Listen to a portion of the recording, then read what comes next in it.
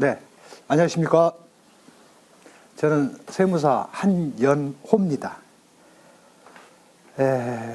24시간 동안에 양도세 전체를 강행하는 사실상 불가능에 가까운 얘기예요. 하지만 최선을 다해서 하고요. 시간은 50분 간격으로 하고 순서를 좀 바꿔보고 싶어요.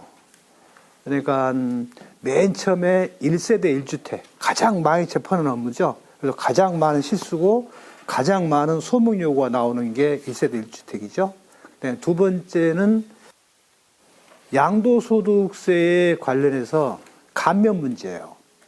어느 거에 주택이 들어가고 어느 거에 안 들어가는지, 양도 차익은 어떻게 계산하는지, 세액 감면인지 소득 감면인지 세율 감면인지, 그와 같이 두 번째는 양도소득세 관련된 감면 규정을, 세 번째는 요즘은 그렇게 많지는 않지만, 그러니까 용산구, 서초구, 강남구, 송파구는 아직도 조정 대상 지역이죠.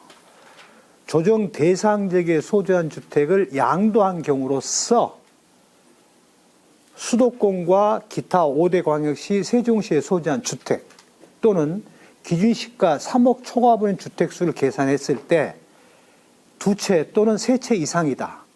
근데 양도주택이 양도로 현재 조정 대상 지역에 있다면 두 채는 20%를, 세 채 이상은 30%를 가산해서 중과세율을 적용함과 동시에 해당 주택에 대한 장기보유 투표공제가 배제가 되죠.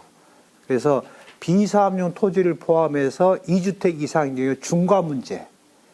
그 다음에 세 번째는 요즘 강남 3구와 용산 쪽에는 토지거래 허가구역으로 묶이다 보니까 부담부 증여나 증여를 많이 합니다. 한 일례로 말한다면 어떤 분이 아파트를 감정을 했어요. 근데 그걸 부담부 증여를 했어요. 그러니까 그 분이 어떻게 설명해 줬냐면, 직계 좀비속은 특수관계는 맞다. 그러면 시가의 30%와 3억 중에 낮은 금액을 얻은 이익에서 빼고 나머지는 증여할 수 있다. 그러니 평가액보다 3억을 낮추어서 부담부 증여를 하겠다, 이렇게 신고를 해버린 거예요. 그러니까 과세관청에서 소명 요구가 나온 거죠. 아니, 부담부 증여라고 한다면 부담이 증여가 추정되지 아니한 경우로서 실제 채무를 수증자가 인수했다면 양도를 본 건 맞다. 그러면 전체 재산을 만약에 3대 7로 부담부 증여했다면 3에 대해서는 저가양도, 고가양수 또는 고가양도, 고가양수에 따른 얻은 이익에 증여세 부과하는 것은 맞다. 하지만 나머지 7은 증여하지 않느냐. 그럼 평가액의 70% 상당액은 평가액으로 신고를 해야 한다. 틀린 말이 아니잖아요.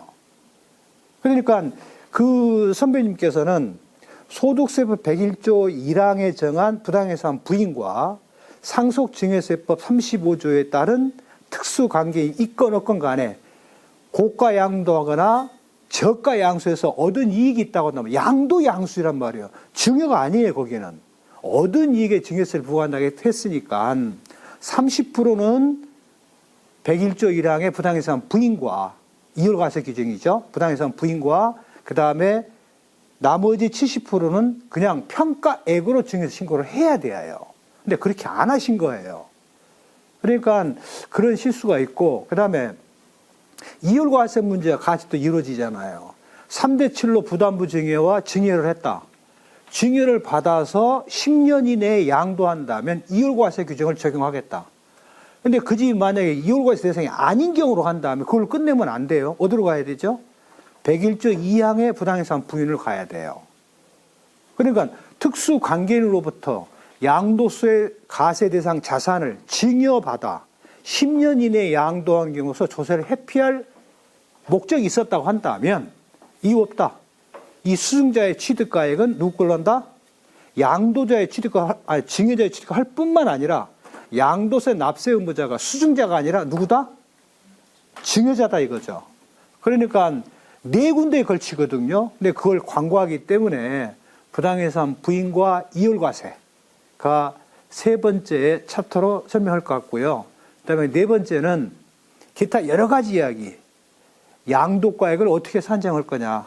취득가액은 양도 시기는 취득 시기는 기타 필요경비는 그다음에 환산취득가, 매매사례가, 감정가, 계산공제액을 할 거냐 말 거냐. 한 일례로 들어봅시다.